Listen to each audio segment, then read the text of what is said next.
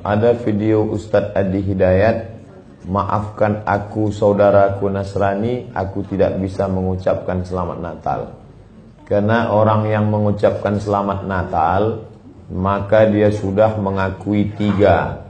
Yang pertama, mengakui bahwa Isa anak Tuhan.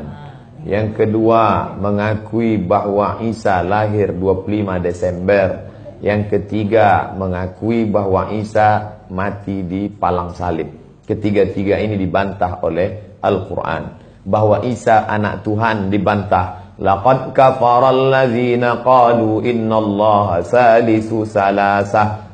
Kafirlah orang yang mengatakan Isa Trinitas dan anak Tuhan.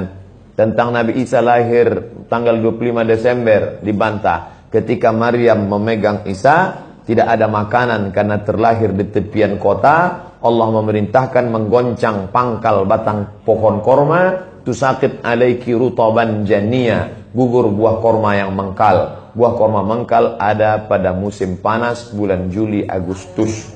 Ketika Isa lahir, kambing-kambing sedang digembalakan di padang rumput. Sedangkan bulan 12 rumput tidak tumbuh karena tertutup salju.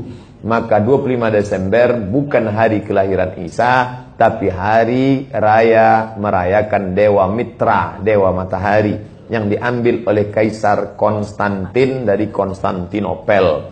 Lalu kemudian tentang Isa mati di palang salib dibantah Al-Quran. Wa ma qataluhu, mereka tidak membunuhnya. Wa ma salabuhu, mereka tidak menyalibnya. Walakin syubbihalahum, ada orang lain yang diserupakan wajahnya dengan Isa. Dialah Yudas Iskariot, murid Isa yang menjual imannya dengan beberapa keping uang emas. Saya punya kawan Kristen Masehi, tapi dalam masalah hubungan baik, masalah ngasih makanan, masalah beri pakaian, oke. Tapi kalau sudah terkait dengan akidah, wala ana abidu ma'abadtum wala antum abiduna ma'abud lakum dinukum waliyadin. Tentang masalah tahun baru, apakah 1 Januari itu bersih, tidak ada hubung kait dengan agama? Maka tidak benar. 1 Januari 2018 Masehi, seolah-olah Masehi terkait dengan Al-Masih Isa alaihissalam.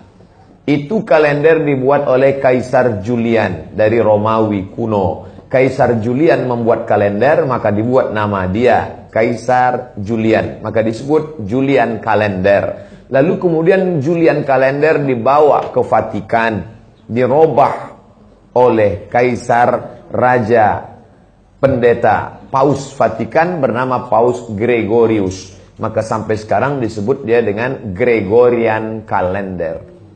Lalu kemudian ketika terbentuk PBB, United Nation, Persatuan Bangsa-Bangsa, bingung mau pakai kalender apa? Di dunia banyak sekali kalender. Maka diseragamkanlah, dipakailah Gregorian kalender. Yang sebelumnya kita kerajaan Pasundan, kerajaan Demak, kerajaan Riau, Sendripura, itu pakai kalender Hijriah. Termasuk Yogyakarta pakai kalender Saka, karena Sultan Agung Jawa mengkawinkan antara kalender Jawa dengan kalender Hijriah.